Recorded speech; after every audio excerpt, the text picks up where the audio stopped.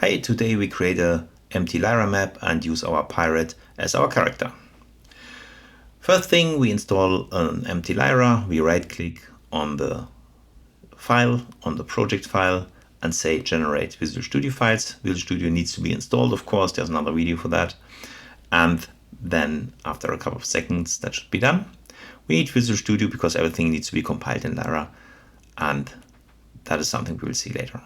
Now open the plugins and say adding a new Gamefeature plugin.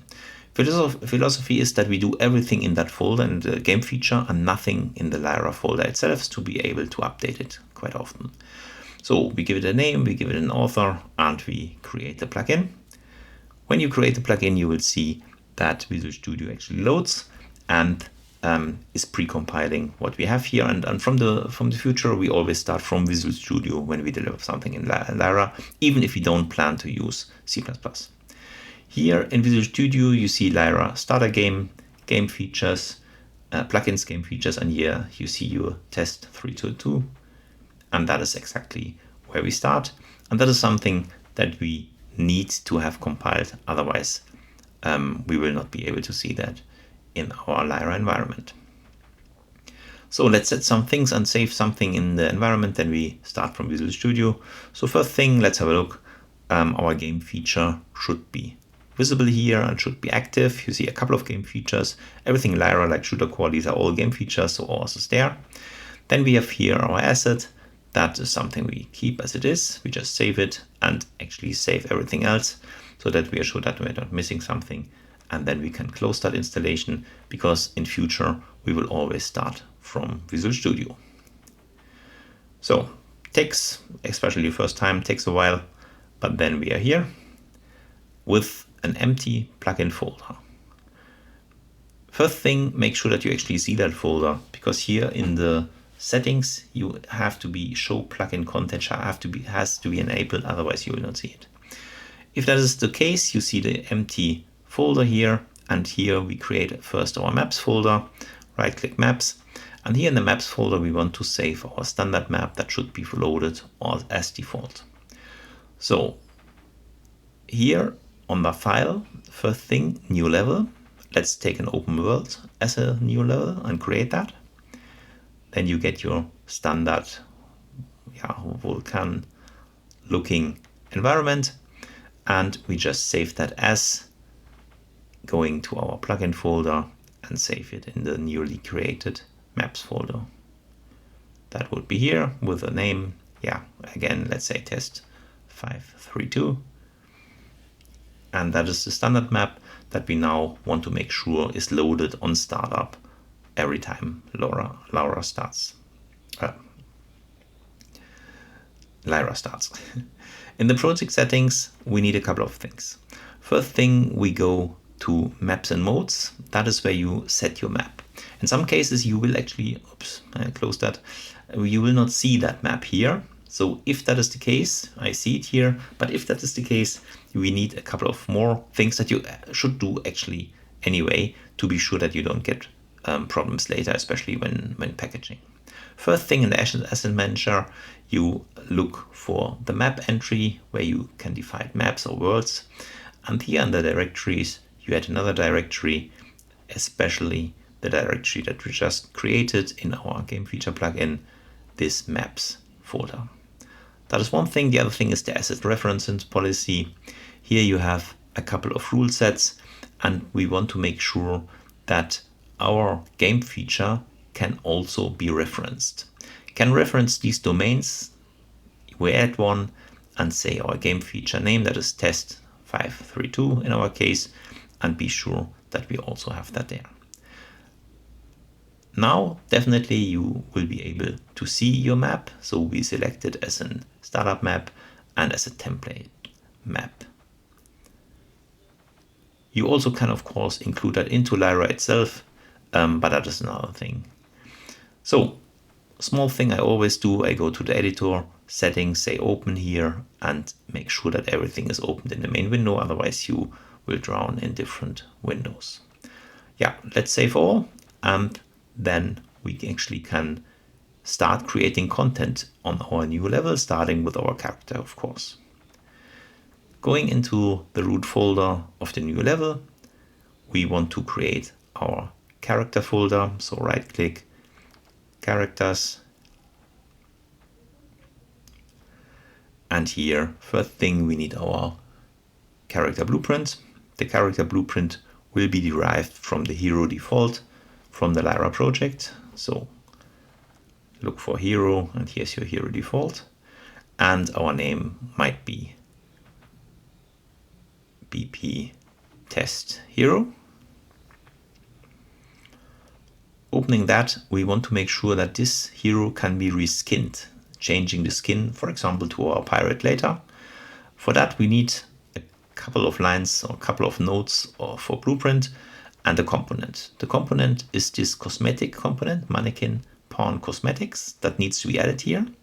And if you have that component, you can plug into an event of that component, and that is this cosmetic change event. You see it here on the link. Just copy it here from the blueprint UI, and that is what you get here on character parts changed. And if the parts is changed, we reload our unarmed anim layer either to the masculine or the standard version or the feminine version. So that will be lost with the copy path, so meaning you have to reset it here. One thing is the unarmed default unarmed layers, and the other is the unarmed anim layers feminine. That is that, and will be triggered every time we want to change it. So we can do that dynamically actually here. In the class defaults, if we look there, we have to make sure that an animation blueprint is used, and the standard animation blueprint we want to use is the mannequin base blueprint. Okay. Last thing, looking at the mesh component, it's a bit too high normally, so we add -88 on the Z axis for the location, otherwise it's kind of above the ground. Compiling, saving, then our character blueprint is already finished. So scrolling down, the LyraPawnData would be the next.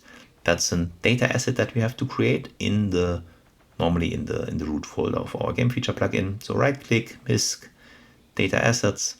We want to derive it from the LyraPawnData. LyraPawnData, here it is, and select that. And here we will define what pawn mostly is used and what input data are used. So we name it DA for data asset test pawn. For the pawn, we set our test pawn that we just created. The BP test hero. And for the input, we use a Lyra default, the input data hero.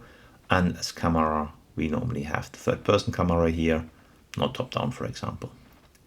Okay, that is already the LyraPawnData. And now let's come to the character parts. Character parts that we need here is another blueprint. We base it on the character parts, the Lyra controller component character parts. So the first one here in the list that we have per filter. That one. Okay, select. And if you open, or let's name it somehow, like BP for blueprint test character parts or CharParts.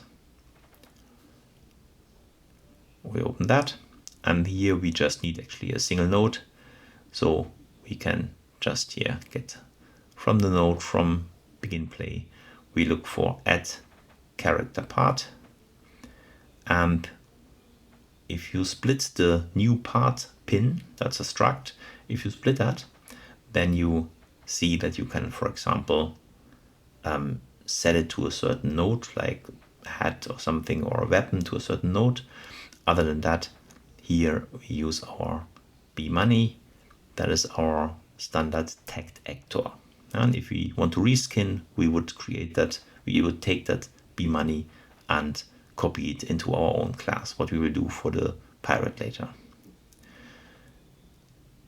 Now let's create the Lyra Experience Definition that kind of binds it together. So that's a blueprint. It's based on the Lyra Experience Definition. down here. Okay. And yeah, let's name it BP for blueprint test experience definition. And that will tell your game what, for example, what game features to enable here. And meaning we want to enable actually ourselves. So let's go to the class defaults. A bit small here. Let me rearrange a bit. Second. Okay, let's the class defaults. First thing, the game feature to enable. That is the name of our own game feature here. Game feature that you have here, if you are unsure, that is always the plugin folder minus this content world. So test 532 in our case here. That is the game feature to enable. Then the default pawn data. There we have our test pawn data that we just created. And here as actions, we just add a component. And that component is binding something to the controller.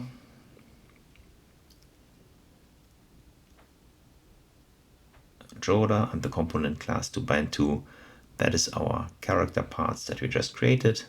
So if you look for character parts, you have your test character part to be able to change that out. That's just on server, so people cannot change something without us knowing. Okay, that's the Lyra experience definition.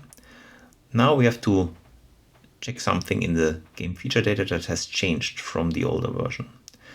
We open, then we add, earlier we added this add input config. You can still try that, and then you will see, when you look for one, you see player mappable input config is deprecated, so not something you should use anymore.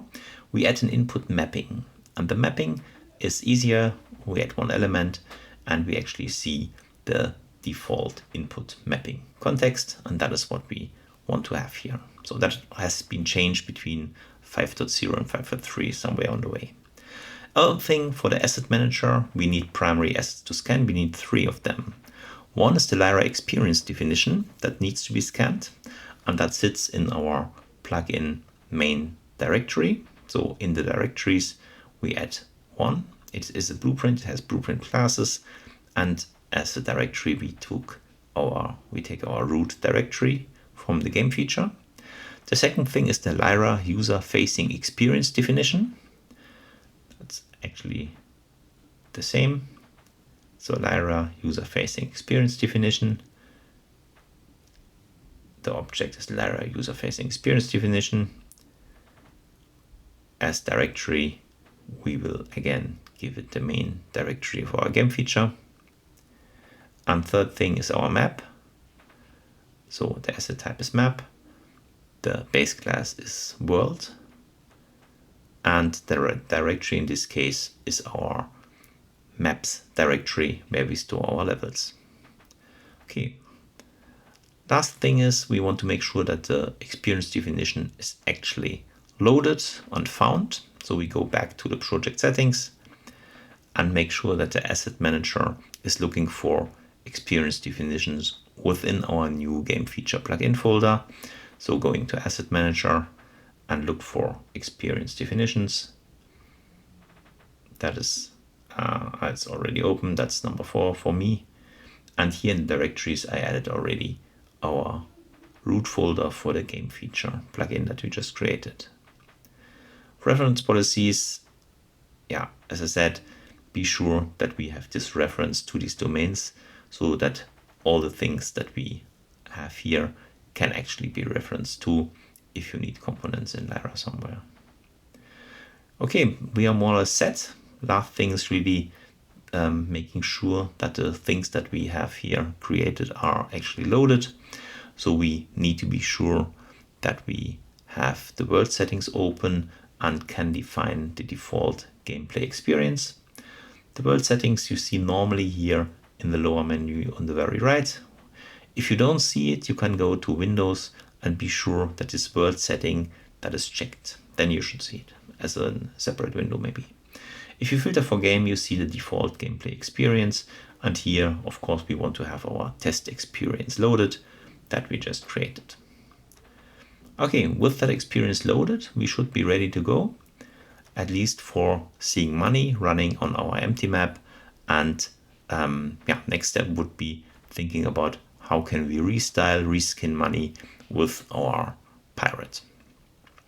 One thing, make sure that you always develop as a client, play as a client, and simply to very early be in a situation that you see things that would not work with multiplayer. So that might be easier to do that right from the start. Good, here's Manny running around on an empty map. Next thing, let's change it. Let's reskin it to our pirate. The pirate from Maxim Bogrimov, that's a free component from the assets marketplace. Very, very nice model. Definitely something you can use. It's free, even for commercial use.